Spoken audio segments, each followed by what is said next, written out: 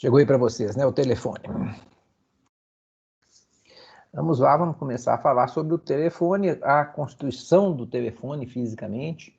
A gente já sabe que antes de existir o telefone, a distância alcançada pela voz humana dependia muito mais da potência da voz do locutor, das condições ambientais e da sensibilidade do ouvinte. Não sei se vocês já ouviram falar que na Grécia Antiga, quando você fazia uma apresentação teatral naqueles anfiteatros que eram construídos lá, todas as pessoas que estavam sentadas nas diversas posições das arquibancadas escutavam perfeitamente o que estava sendo dito lá no palco do anfiteatro, porque a construção física dele permitia a propagação do som com facilidade. Aqui em Belo Horizonte nós já tivemos algo semelhante a isso, né, no Parque Municipal. Infelizmente, aqui em Belo Horizonte as coisas deixam de existir com o tempo. Então a gente tinha uma estrutura no Parque Municipal que chamava concha acústica, que era uma semi-elipse dentro da qual se faziam shows musicais e apresentações de teatro. Na maioria das vezes de forma gratuita, e o povo ficava ali embaixo assistindo e conseguia escutar, porque a construção da concha acústica permitia a propagação da voz com facilidade. Outra observação importante a gente falar da onda sonora é que ela precisa de um meio para ser transmitido. Diferentemente da luz que se propaga no vácuo, o som não se propaga do vácuo. Tem na Pampulha? Tem sim, professor. Tem um museu lá que ele tem uma acústica, uma parte dele que é acústica, que o som fica só naquele local e é audível, né, a todas as pessoas. Aí.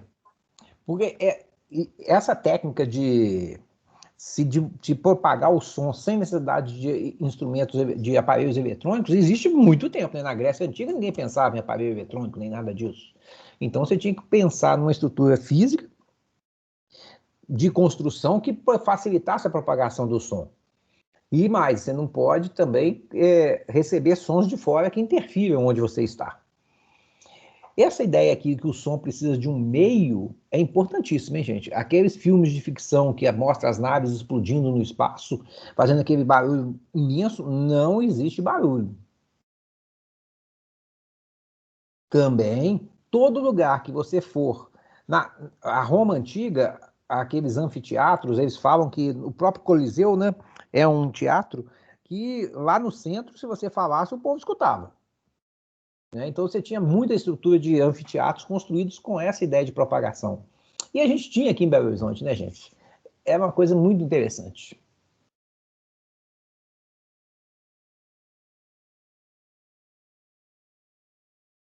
Algo que eu acho muito engraçado, muito, né, assim, a história da humanidade é estranha, porque nós chegamos num grau de evolução em algumas áreas de engenharia extremamente evoluído, e depois regredimos de novo, né? Voltamos lá para os primórdios. Até hoje o pessoal discute como é que se faziam as pirâmides. Qual que é a técnica utilizada, como é que naquela época o pessoal conseguia fazer pirâmide, como é que conseguia fazer aqueles obeliscos lá no Egito. Se perdeu isso no tempo. E o conhecimento se perdeu porque naquela época não tinha como você passar de uma geração para outra com facilidade, né? E ainda houve, na história antiga também, o famoso incêndio da Biblioteca de Alexandria, né, que todo o conhecimento daquela região da humanidade daquela época estava lá guardado. E aí alguém chegou lá para conquistar o povo. O que você faz? O que você tem que fazer para conquistar um povo?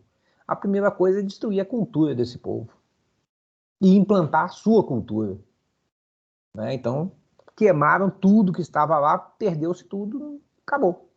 Até a própria escrita egípcia, o Egito existe até hoje, gente. A escrita egípcia ficou dezenas, centenas de anos sem ninguém conseguir traduzir o que estava escrito nas pirâmides, porque se perdeu a escrita e a civilização continuou. Isso é uma coisa chocante da humanidade. Mas vamos embora. Então, a onda precisa de um meio para ser transmitido.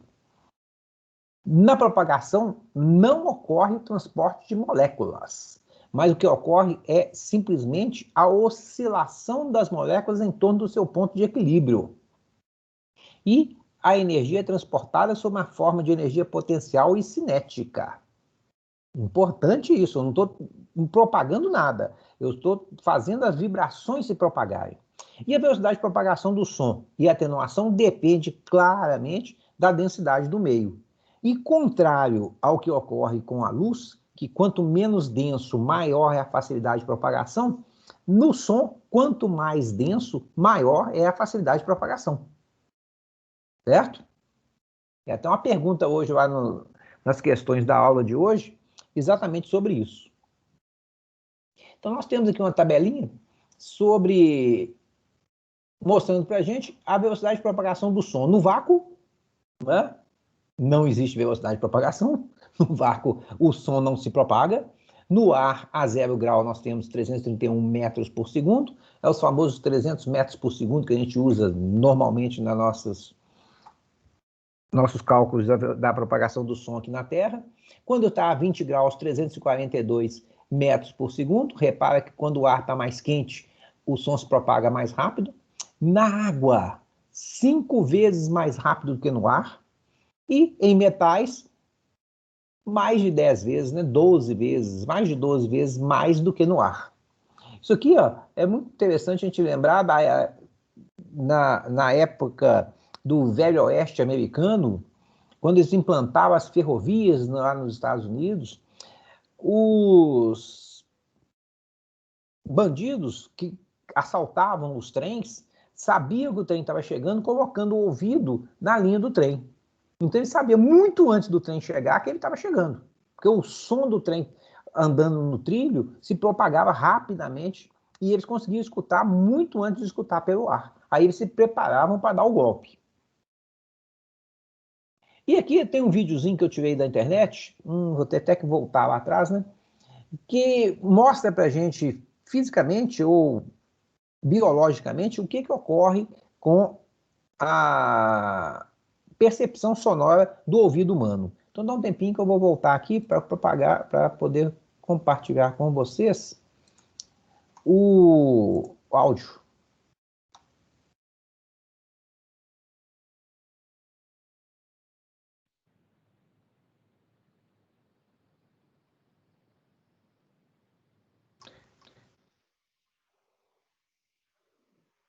Vê se já chegou aí para vocês.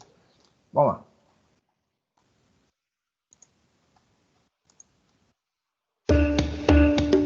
O ouvido humano, modernamente denominado orelha, nos permite perceber uma diversidade grande de sons. A audição é muito importante na comunicação. O que anteriormente denominava-se orelha é atualmente pavilhão auditivo. Os pavilhões auriculares ou auditivos têm algumas séries de pregas que favorecem a captação das ondas sonoras. No homem, os pavilhões auditivos são fixos, permitindo apenas certos movimentos. Em muitos animais, ao contrário, sua mobilidade desenvolvida permite direcioná-los à fonte sonora. O som captado pelos pavilhões auriculares entra pelo conduto auditivo externo, onde existem alguns pelos, além de uma cera de odor dissuasivo que impede a entrada de pequenos insetos no interior.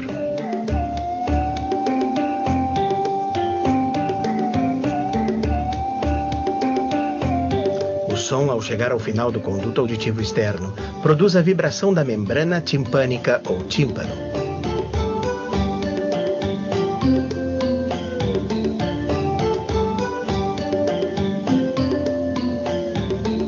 A vibração do tímpano mobiliza a cadeia ou ciclos da caixa timpânica, o martelo, a bigorna e o estribo, que transmite tais vibrações à cóclea ou caracol auditivo, de forma que mobiliza todos os líquidos que se encontram em seu interior. Estes líquidos estimulam as células auditivas, que enviam a informação que recebem às áreas auditivas do cérebro. As ondas sonoras de diferentes tons estimulam células auditivas de diferentes regiões da cóclea. Desta forma, os sons agudos estimulam as células próximas à entrada da cóclea, enquanto que os sons graves estimulam as células auditivas situadas em seu vértice. Por este mecanismo, o cérebro diferencia as distintas tonalidades e intensidades sonoras.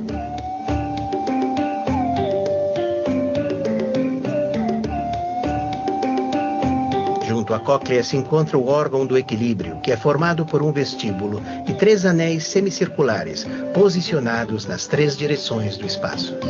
Em seu interior se encontram as células receptoras do equilíbrio, envoltas por um líquido igual ao da cóclea. Quando realizamos qualquer movimento do corpo ou da cabeça, as células dos condutos dos canais semicirculares se estimulam pelo movimento do líquido que está aí contido.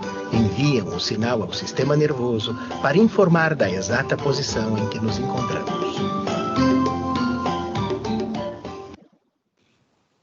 Vocês notaram que esses 3 elementos do equilíbrio dentro do ouvido humano se parecem muito com o quê? Que nós temos alguns equipamentos eletrônicos parecidíssimos com esses 3 elementos lá do equilíbrio.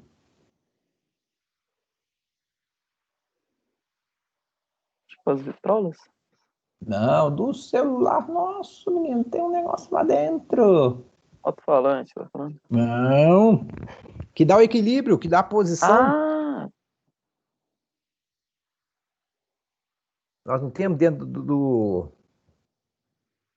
dos celulares e dos equipamentos eletrônicos o famoso acelerômetro? Acelerômetro. Eu tava com outro nome na cabeça só. Que vai mostrar a posição que você se encontra. Você vira para a esquerda, vira para a direita, nas 3 dimensões. Temos isso dentro do nosso ouvido há muito tempo. Né? E um negócio interessantíssimo, né? Que tem um líquido lá que quando você vibra, o líquido vai mais para um lado do que para o outro. E o cérebro sabe de que jeito que você está. É esse líquido que faz você ficar enjoado no barco. Tá? Que começa a dar aquela marchidinha devagarzinho assim e enjoa as pessoas. Algo também importante para a gente lembrar desse filmezinho, né, que eu achei um filmezinho básico, assim, interessante para a gente saber de como que a gente ouve as coisas. Porque o telefone, a principal função do telefone é a conversa. Então, o fato da gente ouvir é fundamental para que o telefone tenha sucesso. Né?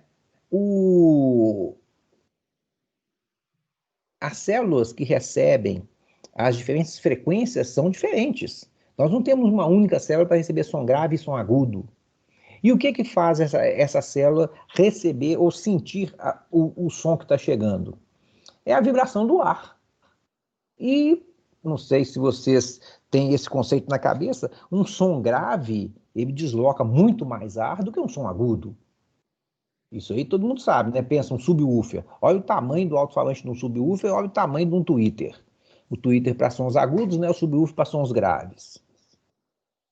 Então, com o passar do tempo, essas células que tem dentro do nosso ouvido, que recebem, que são sensíveis aos sons agudos, vão cada dia mais, elas vibram quando recebem o som, né? Então é um movimento mecânico. Com o passar do tempo, elas vão perdendo a elasticidade. Então vão precisando de cada vez mais potência para emitir sinais elétricos para o cérebro com a mesma intensidade que tinha antes. Isso faz com que, com o passar dos anos, o ser humano passe a escutar cada vez menos frequências agudas. Então ele vai estreitando a faixa audível com o passar dos anos. Quando você estiver velhinho, vai ter algumas frequências que você já não vai escutar mais. Aí você vai precisar colocar um aparelho auditivo que vai amplificar os sons agudos de tal forma que as células que estão lá, já relaxadas, consigam ainda trabalhar e enviar para seu cérebro o som que você está recebendo do ambiente de forma inteligível. Certo? A palavra telefone vem de tele, do grego, que significa longe, e fone, que é voz. Então é voz ao longe. Assim como televisão é tele, é longe, visão é visão ao longe. O aparelho que transmite voz à distância foi inventado por Graham Bell, patenteado por Graham Bell. Eu não gosto de falar inventado, não, porque parece que ele desenvolveu todo o processo desde o zero e houve, a gente sabe, né, nessa época aí, uma disputa grande entre vários inventores para chegar na patente do telefone. Então, Graham Bell foi quem patenteou o telefone. Essa patente está aqui, vocês lembram que a gente tinha até colocado ela também lá naquela primeira aula nossa sobre o histórico das telecomunicações. Então está lá a patente nos Estados Unidos, né? Tem aquela história toda do Dom Pedro, mas não vamos perder tempo com isso aqui mais não. Na telefonia, nós adotamos um canal telefônico que vai de 300 a 3.400 só. E a gente escuta de 20 Hz a 20 kHz. Repara que a telefonia, o canal telefônico é uma parte do que a gente consegue ouvir. E por que foi escolhido essa faixa aqui? Você acha que alguém chegou lá e falou, vou fazer a faixa de 300 a 3.400? O que você sugere? Por que vocês acham que foi escolhido, que essa faixa era do canal telefônico?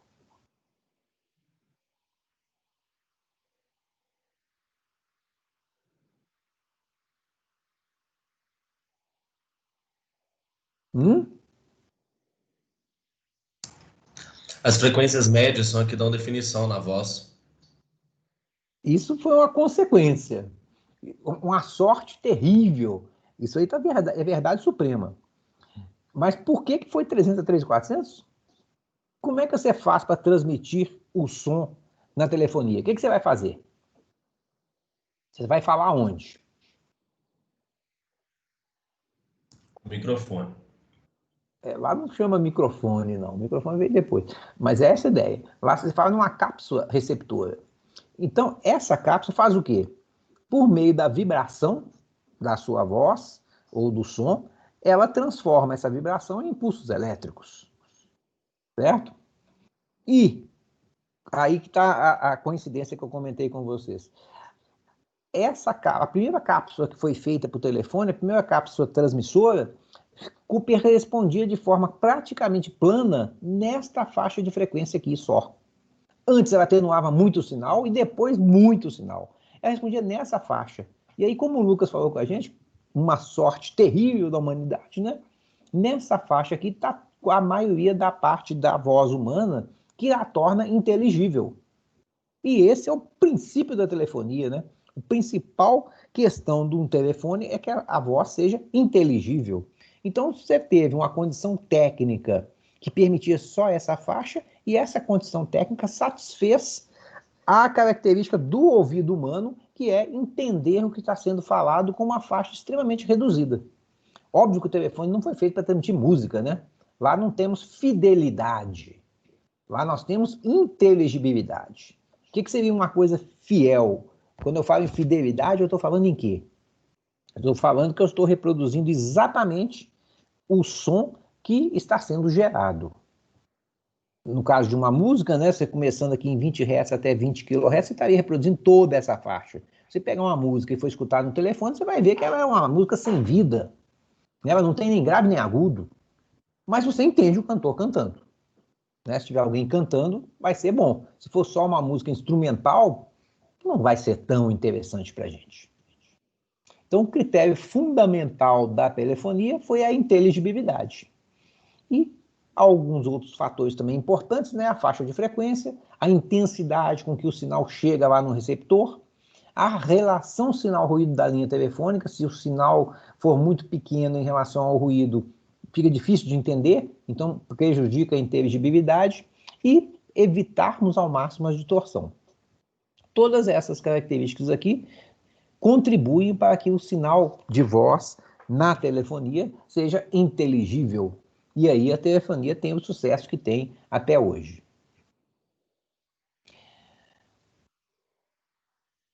Para se transmitir a voz humana com fidelidade, a gente ia precisar de uma faixa que fosse de 80 a 12 kHz, certo? Que é parte da que a gente escuta. Então está dentro da faixa audível, facinho de conseguir, né? Só que o transdutor lá do telefone não permitia isso.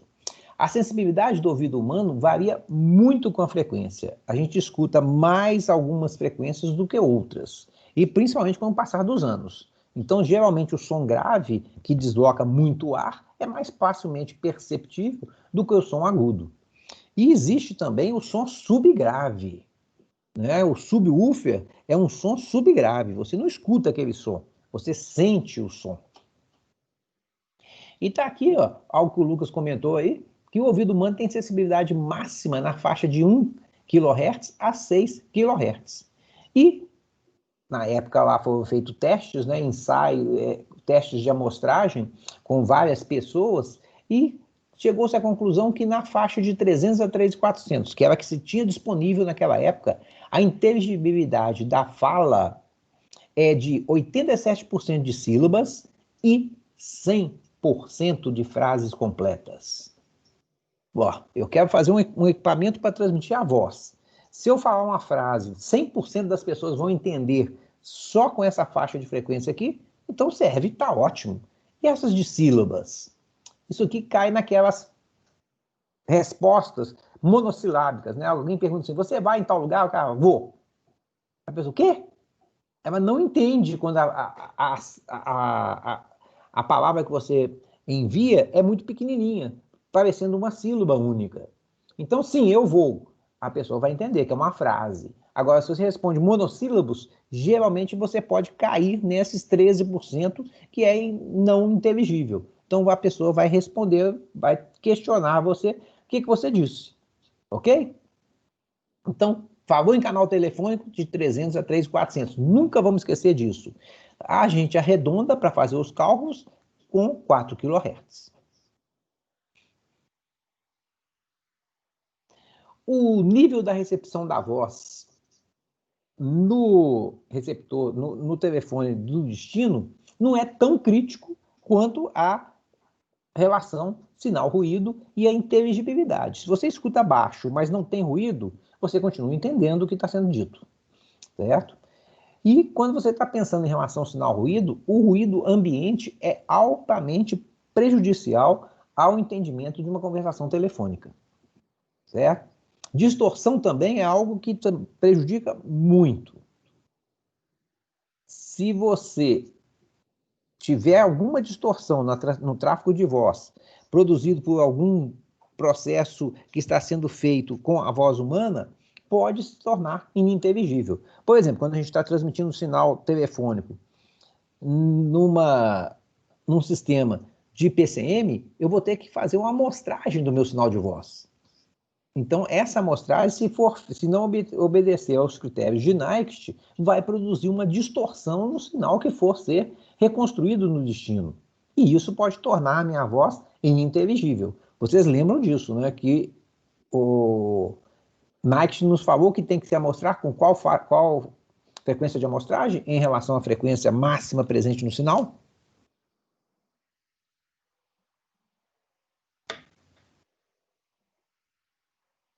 Qual é a frequência de amostragem de Nyquist?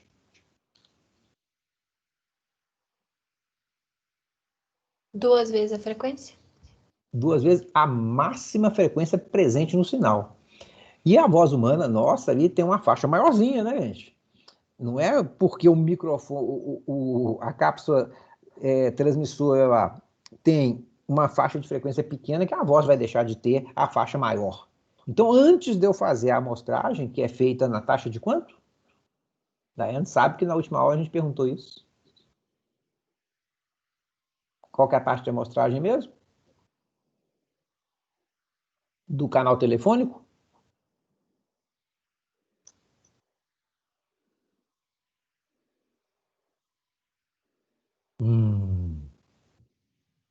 Então, tá escutando, pessoal? Tô baixinho, mas tô. Aí, ó, a intensidade não é tão importante. 125 micro. Isso é o período. Ah, é. O inverso disso dá quanto? 8.000, Kilohertz. não, 8.000 amostras a cada segundo do meu sinal de voz. Tá certo? Vamos embora. A função principal do telefone é a conversação, mas não é a única função do aparelho telefônico, né? Ele tem que trocar informações com a central telefônica para permitir o estabelecimento de uma comunicação. Basicamente, o telefone tem o microfone, que é a cápsula transmissora, tem a cápsula receptora e tem alguns dispositivos para troca de informações com a central. Que dispositivos são esses? O que vocês imaginam que é um dispositivo presente no telefone que permite trocar informações com a central telefônica?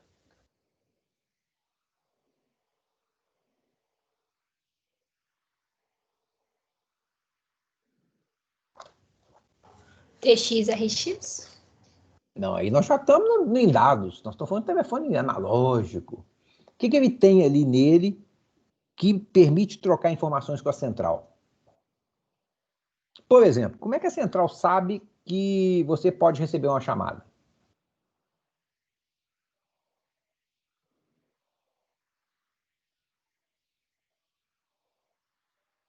Como que ela sabe?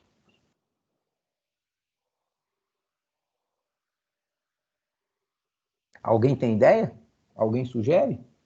Eles já cadastravam as linhas, não eram? Então, nisso, eles tinham que ter um certo, como pode dizer, um certo caminho que tinha que ter a afiação. Não Tudo bem, sei. mas como é que ela vai saber que você está apto a receber uma chamada? O telefone tem que estar como?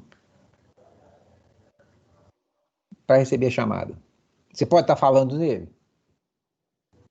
Não. E como é que a central sabe que você não está falando? Imagina, você está lá falando no telefone, de repente começa a tocar. Não faz sentido. Como é que a central sabe disso? Né? Nos primórdios da telefonia, a gente tinha um famoso gancho, né? Se o telefone estivesse no gancho, a central sabia que você estava apto a receber uma chamada. Se o telefone estivesse fora do gancho, não punha para tocar para vocês. Outra coisa, outra informação importante. Quando você vai fazer uma chamada, o que você tem que fazer? Como é que é o processo de estabelecimento de uma chamada? Você disca o número para quem você quer ligar. Você faz o quê? Você disca. E aí, a central tem que entender os números que você está mandando para ela. Isso são informações trocadas entre seu aparelho telefônico e a central telefônica. Tá certo? Que permitem você estabelecer uma chamada. Então, esses dispositivos bobinhos que tem no telefone permitem estabelecer a chamada, permite trocar informações com a central telefônica. O Zé Procopio falou aí, ó, sinal elétrico. Sinal elétrico é exatamente a forma como a voz é transmitida no meio de transmissão do sinal telefônico. Eu recebo a voz humana aqui, ó. O meu telefone é um transdutor, transforma a voz em sinal elétrico, proporcional à voz humana. Do outro lado, eu faço a mesma coisa, só que é o contrário, né? Eu recebo um sinal elétrico e reproduzo sob a forma de sinal sonoro. Então, essa é a função básica do telefone. Olha que bonitinho esse telefone. Tem até disco, que a Daiane falou, você disca. A gente não disca mais há muito tempo, né, Daiane? Faz muito tempo que a gente não disca, ainda mais gancho. Imagina, gancho. É uma coisa assim que a gente fala, mas uma gíria que a gente usava muito há pouco tempo, né, há uns 10 anos atrás, que a gente não usa mais, caiu a ficha. A gente falava muito isso, e aí isso era relacionado com a telefonia do telefone público. Hoje, ninguém nem fala isso mais, porque nem tem ficha para cair. Né? Transdutores de telefone, então, convertem a informação dos sinais acústicos em elétricos e vice-versa, já falamos isso. Algumas características das cápsulas transmissora e receptora. Primeiro, a sensibilidade. O que é sensibilidade?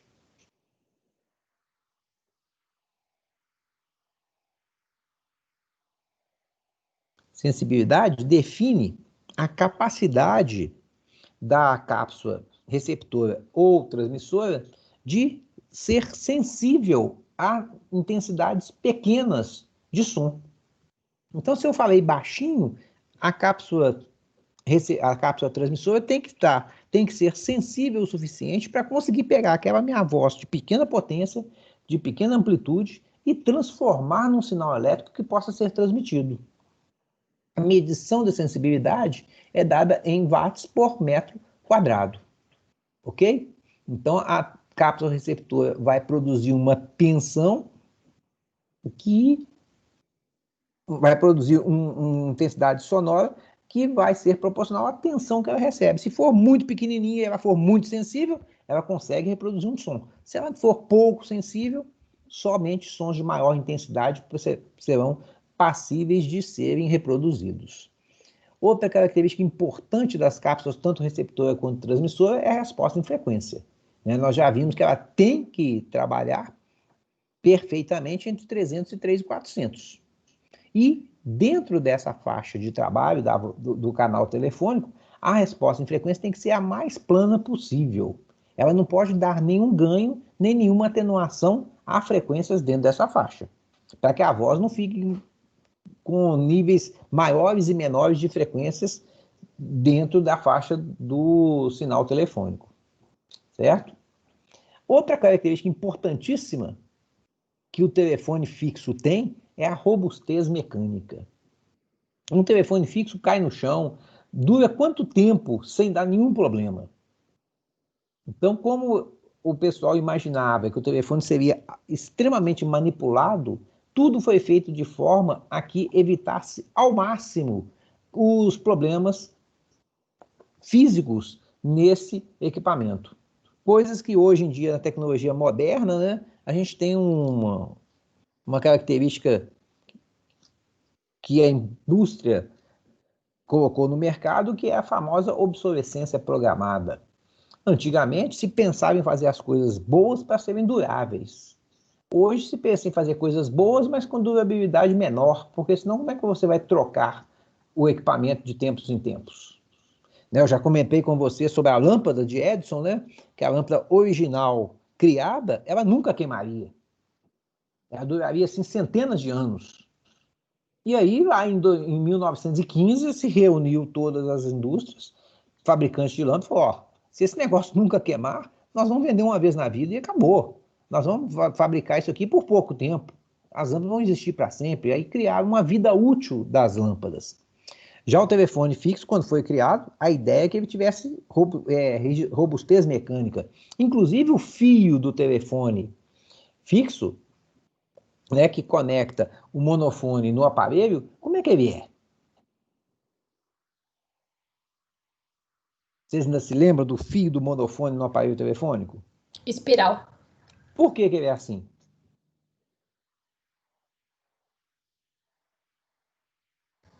Nunca parei para pensar. Você já viu ele quebrar? Não. E o cabo do seu carregador? O cabo do seu fone de ouvido? Quebra. Porque por ele ser espiral, ele distribui a força. Então ele não dá. Não tem aquele problema de, nas quinas, ele quebrar. Quando tiver uma dobra, ele quebra. Seria muito difícil, sei lá, fazer um fone de ouvido com cabo em espiral? Ah, Matheus falou uma coisa importante. Fone de ouvido melhores não, né, Matheus? Fone de ouvido mais caros, que tem que ter durabilidade maior. Né? Ele não arrebenta, ele não parte, dura assim. Pô, você pega o telefone na casa da sua avó, tá lá funcionando até hoje. Né? E aí, isso foi pensado lá nos 1800 da vida, cara, quando começou-se a fazer telefone. Certo? Agora fone não tem fio, né? É verdade.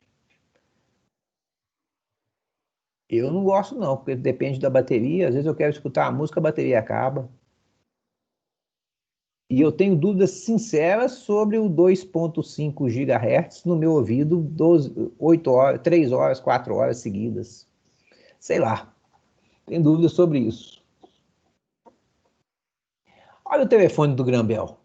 Olha que coisa absurdamente. Não parece uma feira de ciências? Olha aqui. Alguém imagina que isso aqui é um telefone?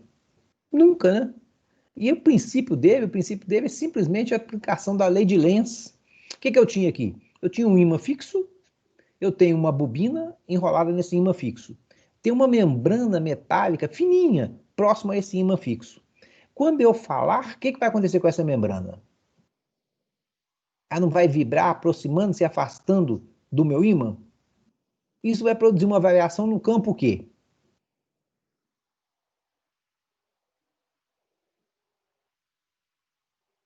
Gente, eu aproximando e afastando uma membrana de um ímã, eu produzo uma variação no que campo?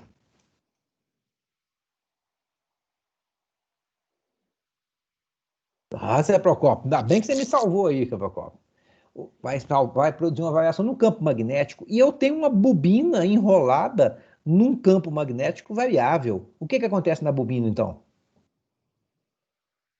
Surge uma corrente induzida.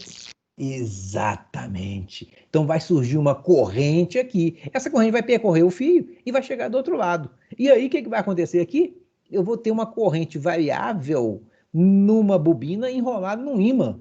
E aqui tem uma membrana que pode se mover. O que vai acontecer com o campo magnético aqui nesse receptor? Também vai variar. Variando o campo magnético, eu movimento essa membrana aqui, ó, e ela vai afastar e aproximar de acordo com a variação da minha corrente elétrica que está aqui, que está variando o campo magnético. Esse é o princípio do alto-falante, gente. O alto-falante é assim, cara. Porque ele tem um ímã fixo, ele tem uma bobina e ele tem um cone que se move. É exatamente isso. Mas isso aqui foi feito lá por Grandel em 1800, com negócio tosco, né, gente? Aqui, ó, tosco, de madeira. Eu, quando era pequeno também, tudo que eu queria fazer, eu fazia de madeira. Fácil de mexer.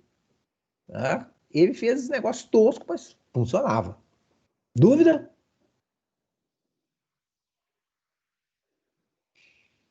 Outra coisa importantíssima. Como que eu vou fazer com que... Isso aqui é o princípio, né?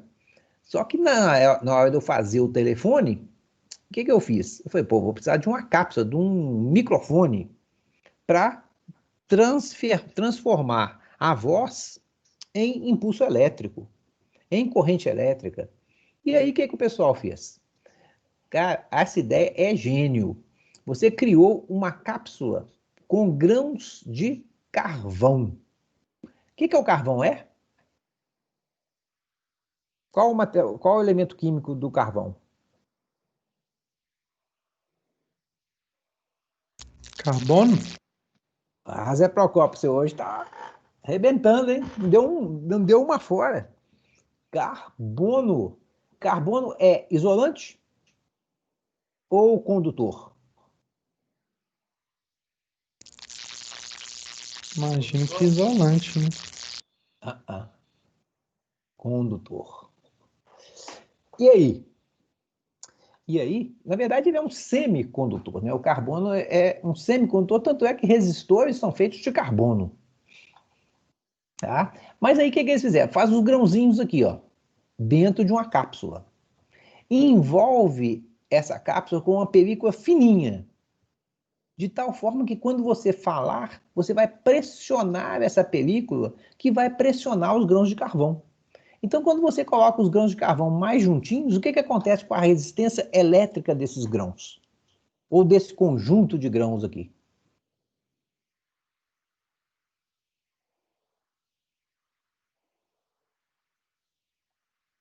O que acontece?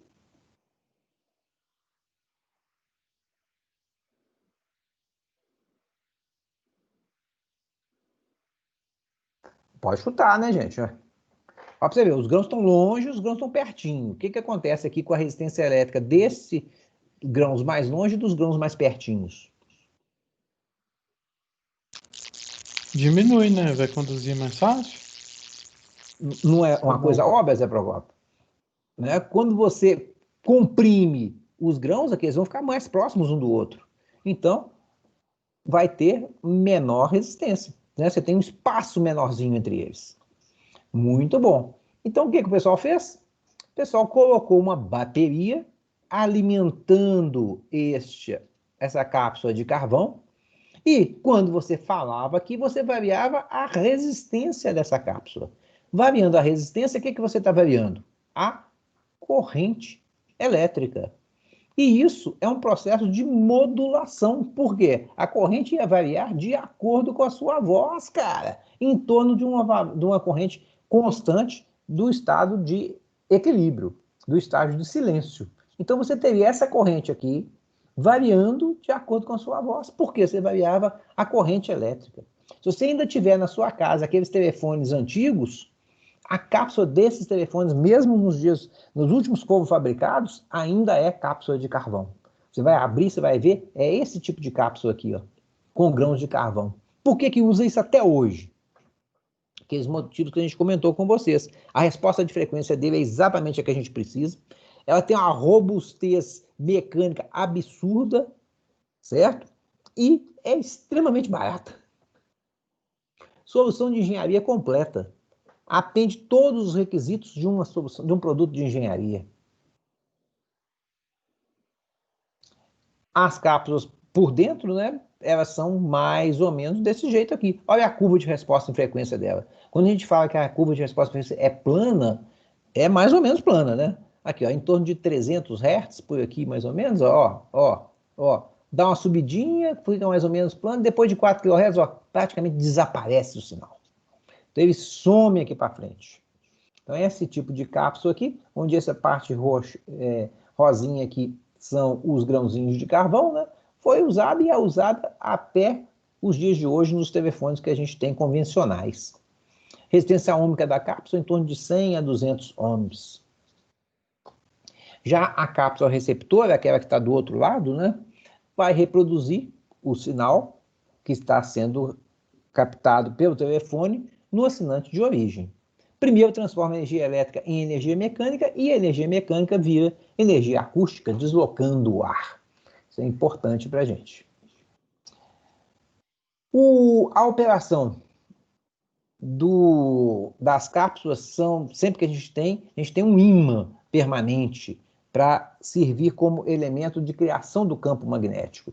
Então, esse ímã, ele faz o seguinte, ele tem uma polaridade definida. Então, eu variando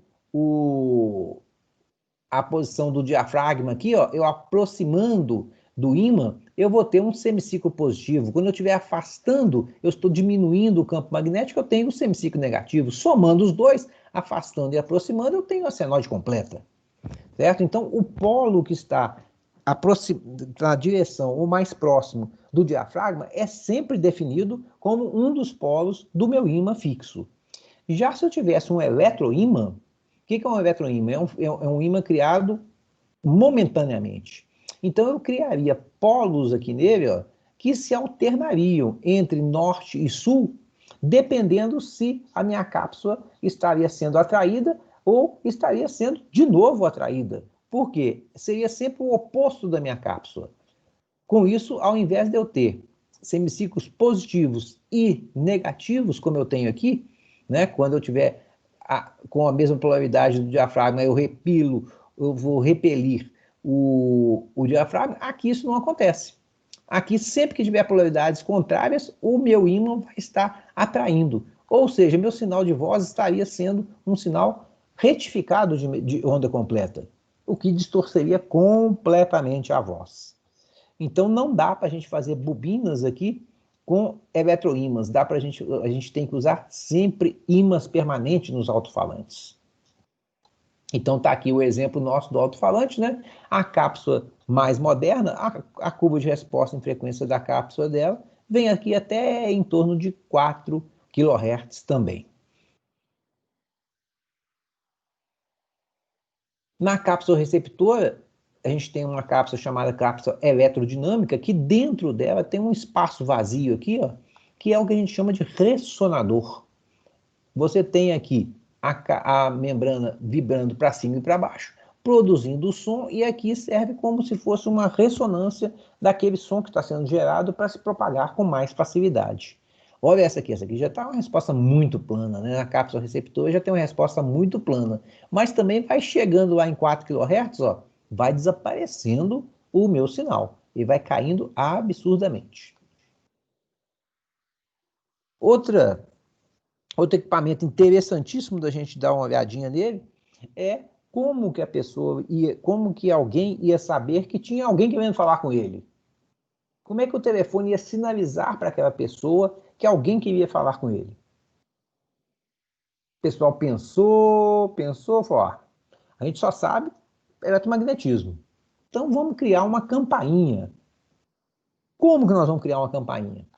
2 bobinas enroladas de forma invertida, ou seja, quando passar uma corrente aqui, essa aqui vai atrair essa barra metálica e essa aqui vai repelir. Quando a corrente inverter de sentido, vai acontecer exatamente ao contrário.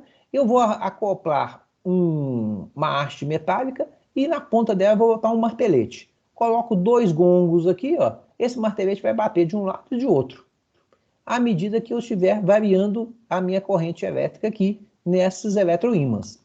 Para fazer isso, para que dê para a gente escutar e para dar tempo desse dispositivo mecânico bater de um lado e do outro, eu vou mandar pela linha telefônica, quando eu quiser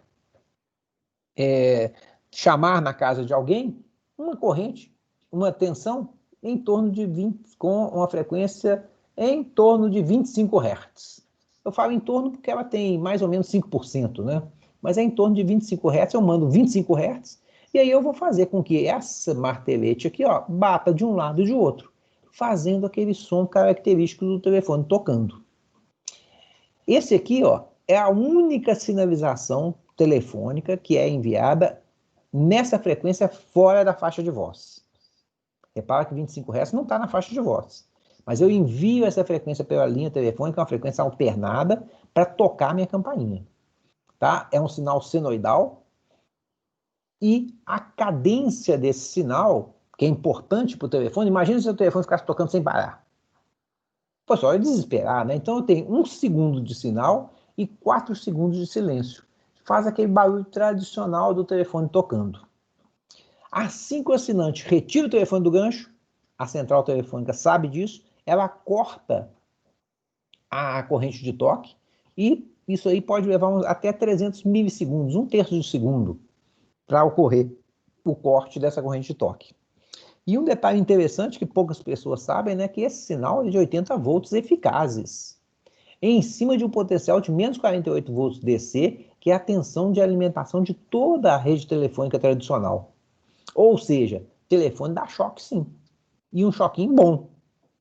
Se você tiver com a mãozinha lá na hora que o telefone tocar, você vai tomar um choque bom. Então, muita atenção com o telefone. Tem gente que acha que o telefone não dá choque. Dá choque. Entenderam o princípio da campainha? E hoje em dia, não tem mais campainha. Mas o que eu tenho? Como é que eu sei que o telefone vai ter alguém me chamando? Não se gera dentro do telefone um ruído que eu até posso escolher qual ruído que é? Mas como é que o telefone sabe que é para gerar aquele ruído de chamada? Ele recebe ainda hoje esse sinal de 25 Hz. Ele detecta o sinal de 25 Hz e gera aquele ruído característico de telefone chamando. Certo? A alimentação do sistema telefônico todo é feita através de corrente contínua. Nós já comentamos com vocês que na telefonia nós utilizamos menos 48 volts, é uma tensão negativa e se aterra o positivo. Que isso aí vem lá da época do telégrafo, onde se descobriu que se aterrasse o positivo, as barras de cobre usadas para o aterramento duravam mais. Ok? Alguns telefones podem trabalhar com bateria local. O que isso significa? Se eu pegar um telefone fixo e ligar em outro telefone fixo, através de um fio, eles não vão funcionar. Mas se eu colocar no meio dessa linha uma bateria de 48 volts, os telefones vão conseguir conversar um com o outro. Certo? Então você pode ter uma bateria local. Isso é muito utilizado por técnicos de manutenção, que vão testar a linha telefônica. Então ele desconecta a parte que está ligada na central telefônica e faz o teste só em direção à casa do assinante. E vai testando isso por trechos da linha, até identificar onde é que está o problema da linha telefônica do assinante. Porque o normal do telefone hoje, né, de toda a rede telefônica, é a bateria na central. Então nós temos uma alimentação do telefone a partir da central telefônica, e essa alimentação é mantida através dos conjuntos de retificadores que nós temos nas centrais, dos no-breaks e dos grupos motor-gerator. Certo? Dificilmente o telefone para de funcionar por causa de falta de alimentação. Algumas pessoas espertinhas, né, entre aspas, acham que pode ligar alguma coisa na linha telefônica para alimentar, por exemplo, um abajur na casa dele. Não é possível fazer isso. A gente vai ver daqui a pouquinho por quê. Algo que foi pensado também quando foi criado o telefone. Vocês já falaram com a mão no ouvido? Põe a mão no ouvido e fala. Como é que fica a sua voz?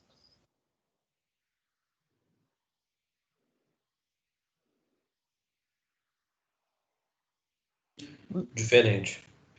E se você tiver com fone de ouvido, como é que você vai falar? Invariavelmente, escutando uma música. Mais alto. Por quê? Porque você deixa de Não tá escutar a sua escutando. voz.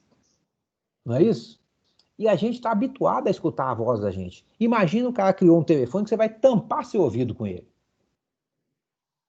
Então você vai tender naturalmente a falar diferente do que você fala normalmente. Aí o pessoal criou esse efeito aqui, ó, que eles chamam de efeito local ou side tone, que faz o seguinte, que parte da voz que você está falando na cápsula receptora, no microfone, seja retornada para a cápsula, da parte da voz que está na cápsula transmissora, seja retornada para a cápsula receptora e você escute parte da sua voz. E isso foi feito, de novo, através de uma característica eletromagnética. O que nós temos aqui? Aqui nós temos a cápsula receptora, que é que você está escutando, e a cápsula transmissora. Quando você fala, eu coloquei aqui no meio duas bobinas.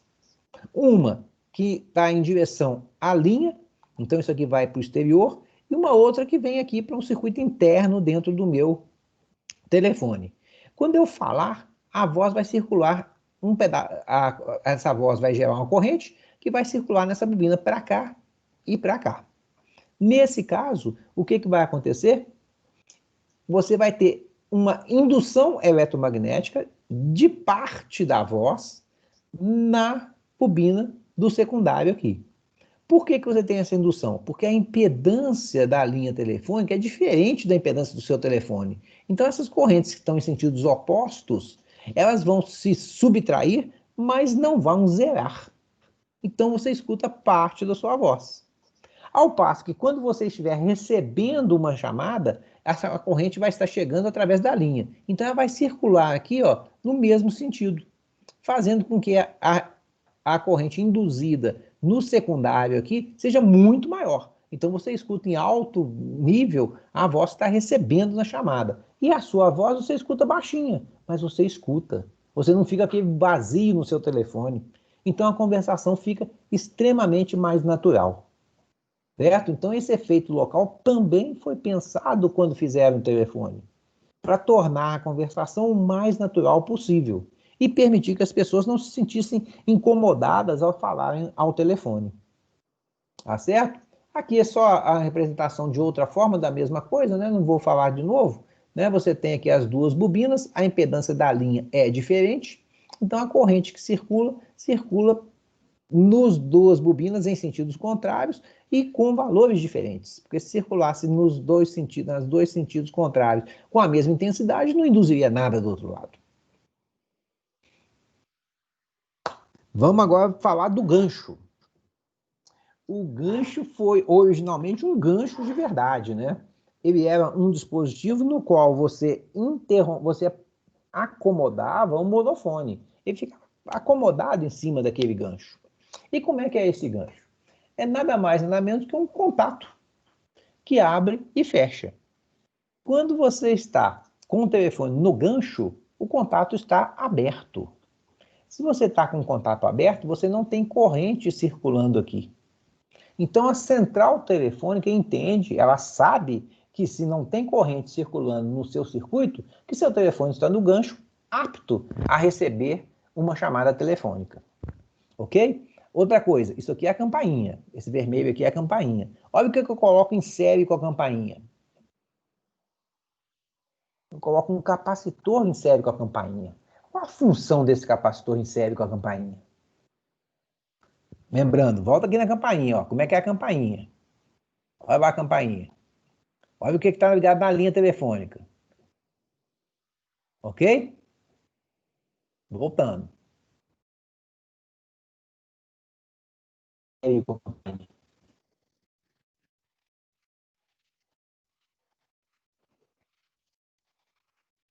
alguém? Menino Marvin, Marco Aurélio, Daniel, Marcelo. Tentou equilibrar essa reatância? Não. Volta aqui de novo. Olha como é que é a campainha. O que é isso aqui? O que é esse fio enrolado aqui? E esse aqui? É o indutor, uma bobina. Ah! E o que o indutor é para a alimentação da linha telefônica é feita com corrente contínua ou alternada? Alternada. Não, a alimentação da linha Contínua. telefônica? Contínua, contínua. E o que o indutor é para corrente contínua? Curto. Então, se eu não tivesse esse capacitor aqui, cara, o simples fato de eu ligar essa campainha na linha ia fechar o circuito.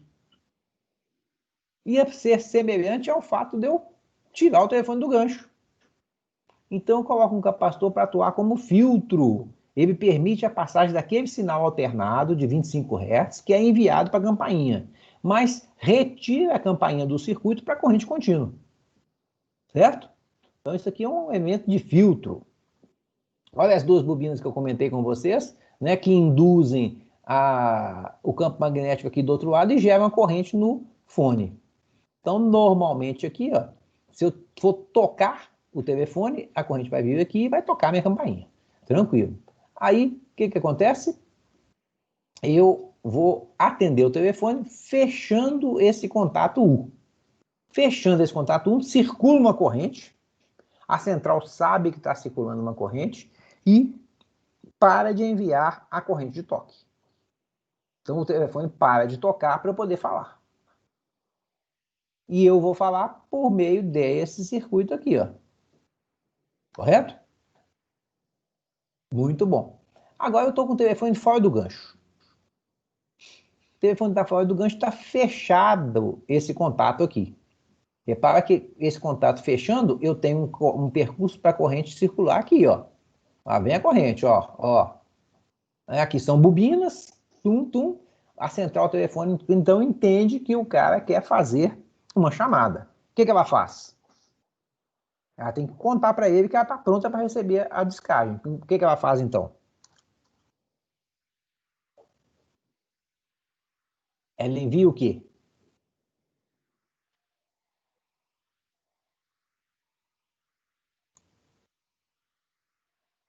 Ela envia o tom de descarga. Correto? Envia o tom de descarga para o assinante. E aí, como é que é feita a descagem? Isso aqui é um disco de verdade, igual existia naqueles telefones mais antigos. Como é que eu vou informar a central telefônica o número que eu quero falar? Poxa, naquela época não tinha análises de frequência. Eu só tinha análise de fenômenos eletromagnéticos e fenômenos elétricos. Então, o que acontecia aqui? Você fecha esse contato NSA aqui para poder evitar que você escute pelo fone a descagem e o disco do telefone, quando estiver retornando, vai abrir e fechar esse contato aqui, ó, NSI, o número de vezes necessários para representar o número que você está selecionando. Então você vai abrir e fechar, ou seja, você vai fazer circular a corrente e evitar que a corrente circule o número de vezes que você quiser enviar o número. Entendeu como é que é o processo? Dessa descagem aqui, que é descagem de verdade mesmo. Você está enviando, você está interrompendo a corrente elétrica em intervalos regulares e a central vai entender que você está interrompendo a corrente elétrica e que cada interrupção corresponde a um pulso. O número de interrupções vai ser equivalente àquele número que você está discando. Certo? Mas, o que acontece? Tem que existir um tempo entre a descagem de um número e o outro número. Para que as centrais iniciais, as centrais que começaram como centrais automáticas na rede telefônica, eram centrais eletromecânicas. Então, elas demoravam um tempo para fazer a seleção numérica lá. O que acontece, então? Você tinha uma pausa, chamada pausa interdigital, entre a descagem de um número e o outro número. E você fazia essa pausa de forma mecânica. Ok? Então, aqui está a cadência ou a frequência das interrupções. Você tem um pulso de 1/3 de segundo e 2/3 de segundo, ou de milissegundos, né? Você tem 33,33 de 100 milissegundos, 33,33 milissegundos, 66,66 milissegundos, ó a besta aqui aparecendo, ó, de cada pulso. Essas aqui são as sequências de pulsos que você tem. E a pausa interdigital corresponde a 2 pulsos completos. Então aqui você tem o disco fechado, o disco aberto. Disco fechado, disco aberto. Você tem corrente, ausência de corrente, corrente, ausência de corrente. Certo? Então aqui temos um diagrama temporal disso, e você vê que aqui o NSI abrindo e fechando, ó, ele vai enviando os números, os pulsos da linha para a central telefônica. Quando ele chegar no final, aqui no caso eu estou discando 8. Quando ele chegou no final, esse contato NSR, que está aqui, ó, fecha. Fechando esse contato aqui, ele mantém a corrente circulando e o NSI, que é o de descagem, dá mais 2 pulsos adicionais, que são os pulsos que criam a pausa interdigital. Então, esses 2 pulsos extras que são gerados pelo contato NSI não são enviados para a central, óbvio. E esse não é enviado para a central pelo simples fato de que esse contato aqui de baixo fica em paralelo com ele, fechado. Então, isso aqui pode abrir e fechar quanto quiser, que a central não vai receber nenhum comando para efetuar a descagem. Entenderam? Então, sempre para cada disco, para cada número que é selecionado, eu tenho 2 pulsos a mais que são gerados para criar a pausa interdigital. Então, o telefone de disco sempre vai fazer dessa forma. Sempre funciona desse jeitinho aí. Perguntas? Nos telefones modernos que a gente tem hoje, não tem mais esse tipo de descagem, que a gente chamava de descagem por pulso. Né? As descagens de hoje são todas por tom. Mas a central telefônica, mesmo as centrais mais modernas, elas têm como requisito que elas devem reconhecer descagens por pulso e por tom. Então, mesmo que telefone velho, lá na casa da sua avó, se você ligar na linha telefônica, ele vai funcionar. E a descagem por tom nada mais é do que um conjunto de 2 frequências que são combinadas para representar cada um dos dígitos. Então, tem 2 frequências dentro da faixa de voz. Repara que as frequências são da faixa de voz. Então, por exemplo, eu vou discar o dígito 1, eu tenho uma combinação de 1209 Hz com 697 Hz. Gera esse conjunto de frequências. Por quê? Primeiro, você manda 2 frequências diferentes. Segundo, qual a probabilidade de aleatoriamente você enviar essas 2 frequências somadas na linha telefônica? Eu acho que é menor do que ganhar na Mega Sena, né? Isso ser gerado naturalmente, essas 2 frequências aqui, e nunca essas frequências vão ser geradas pela voz humana. Não existe nenhuma tonalidade, assovio, nada que vai gerar 2 frequências distintas. Você assoviando, você consegue gerar uma frequência só. E aqui são sempre 2 frequências. Então o sistema é extremamente robusto e você envia esse conjunto de frequências, lá na central você tem um detetor de frequência que vai detectar qual frequência que está sendo recebida. E aí você interpreta aquele conjunto de frequências recebidas como um dígito. Por isso que essa forma de descagem é chamada de sinalização multifrequencial. Por que é multifrequencial? Porque eu envio 2 frequências o tempo todo para cada dígito selecionado. Tranquilo? Bora. Por que escolher essas frequências? Né? Essa é uma dúvida cruel. Quando eu entrei em Telemiga, eu ficava perguntando por que tem esses números, essas frequências esquisitíssimas aqui, ó? Ninguém sabe. Mas tem uma justificativa, uma característica dessas frequências. Nenhuma dessas frequências somadas ou subtraídas é múltipla da outra. Então, a diferença ou a soma de qualquer 2 frequências nunca é igual a nenhuma outra. Isso evita qualquer criação de harmônicos ou intermodulação que possa gerar pulsos falsos ou numeração falsa. Então, nesse conjunto de frequências que nós temos aqui, ó, independente de qual dígito que eu estou discando, na sequência que eu estou discando, nunca. Eu vou somar duas e vai dar uma terceira. Então, não tem como ser criadas por intermodulação ou geração de harmônicos. Tá certo? Há alguma dúvida? Eu vou mostrar para vocês aqui agora um videozinho muito antigo, da época em que lá nos Estados Unidos, as operadoras de telefonia introduziram o telefone com disco. Porque até então, como é que você fazia as ligações telefônicas? Você tirava o telefone do gancho, a telefonista atendia, o famosíssimo may I help you? Ela falava, may I help you? Aí você falava assim, eu quero ligar para tal pessoa, e ela fazia a ligação. Aí, um dia, a tecnologia evoluiu, se introduziu as centrais automáticas, sem a presença da telefonista. E aí eram os telefones de disco, mas ninguém sabia usar um telefone de disco. Se você tiver ainda algum telefone de disco na sua casa, na casa de sua avó, na casa de sua tia, e tiver algum menino pequeno na família, pega um telefone de disco e peça para ele ligar para alguém. E observa como é que ele vai agir. Não é algo natural. O menino não vai saber fazer a descagem. Ele jamais vai pensar em enfiar o dedinho e rodar aquele negócio, aquele disco lá.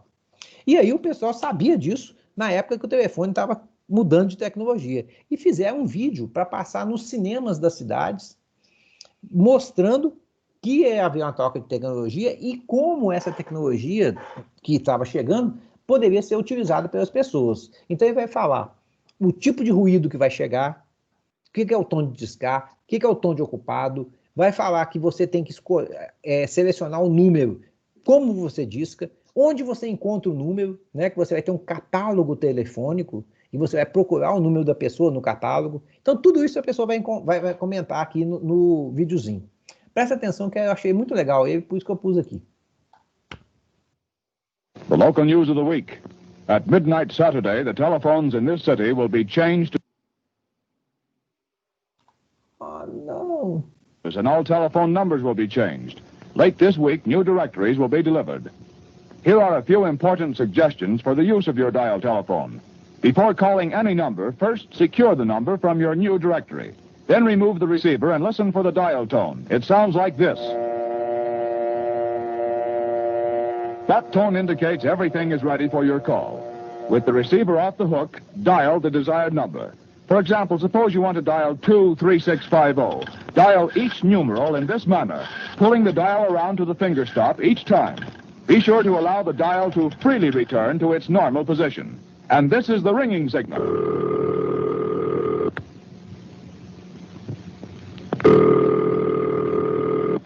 If the line is busy, you'll hear this busy signal. Until Saturday midnight, please use your present directory and make your calls in the usual manner. Ok, gente? Vocês viram que tinha que ensinar as pessoas como utilizar o telefone, né? O uso do telefone não é algo natural. Se você tiver a oportunidade, faz esse teste com um menino pequeno, de 1, 2 anos, peça para ele discar. Só até meia-noite. Ainda tem um sábado à meia-noite. Outra coisa que eu coloquei aqui, que eu achei legal, foi um videozinho da Porta dos Fundos, falando sobre o telefone fixo nos dias de hoje. Tá? Então, é comédia, mas é engraçadinho, eu achei interessante, porque tem muito a ver com o que a gente está vivendo hoje. Né? As pessoas não sabem mais o que é um telefone fixo. Então, pessoas pequenas, pessoas que estão na próxima geração, já não estão conhecendo mais telefone fixo. Tem muito poucos nas casas. Então, dá uma olhadinha aqui, rapidinho, acho que é 1 minuto e pouco. Ele parece que é pesado, mas não é. Dá pra segurar, mas também não é apropriado de ficar levando pra rua e tal. Ele é fixo mesmo, tá? É touch? Não. O touch aqui é diferente. Você vai ser assim. Pegou, aí espera um pouquinho, é silêncio, mas vai fazer, ó. Escuta. Por que é isso? É um dó, né? Quando fizer isso, aí começa o touch, mas é um outro touch. Você touch e aperta. Posso tentar, não? Rapidão. Não. É só aqui. Se eu só aumentar esse Pera número aí. que eu dou sem óculos. Não é de aumentar.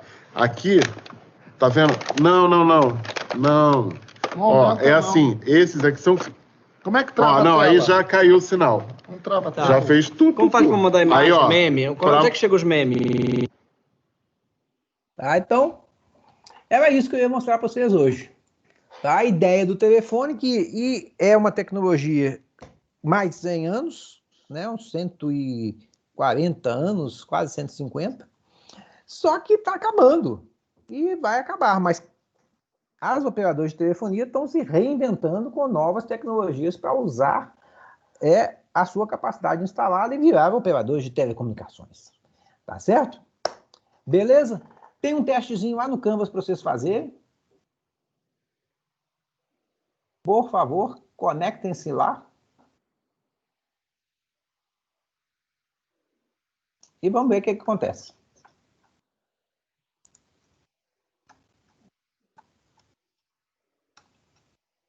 E está aqui, ó.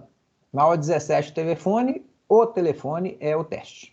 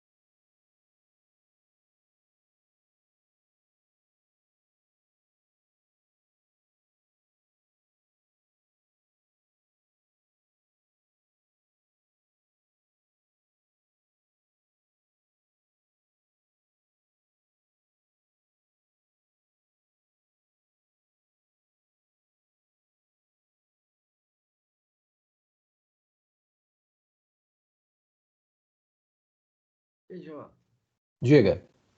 nessa 8 aqui, que fala do mergulhador, a explosão seria debaixo da água lá ou acima? Tanto faz. Então eu ainda não entendi o sentido, não. Lembra o comecinho da aula que a gente falou lá do negócio da propagação do som? Que o som vai se propagar na água e vai propagar no ar também. Uhum. Né? Se ele estiver embaixo da água ou em cima da água, quem vai escutar primeiro? Você tinha falado que no espaço a gente não escutaria um estrondo, né? Falou Sim. alguma coisa assim. Então, eu creio que na água você vai escutar primeiro, então. Muito primeiro, né? A velocidade de propagação na água é 5 vezes mais que a do som no ar. Então, a Pepe é um exemplo que a gente dá no exercício, que ele fala que ele escuta na água e depois, quando ele sai da água, ele escuta de novo. Depois de um determinado tempo. Então, com base no tempo que ele escutou de novo, né, com essa diferença de tempo, qual que é a distância que ocorreu o barulho, a explosão. Entendeu a coisa? Uhum. Porque como é 5 vezes distante, né, dependendo da distância, dá tempo dele sair e escutar de novo. Verdade, olha que interessante.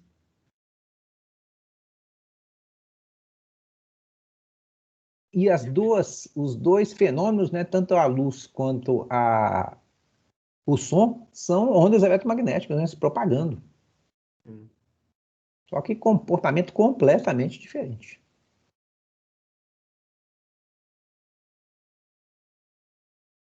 Na verdade, não são ondas eletromagnéticas, são ondas se propagando, né? Não é eletromagnético. O som é mecânico, eu acho, né, Pedro? O som é nada mais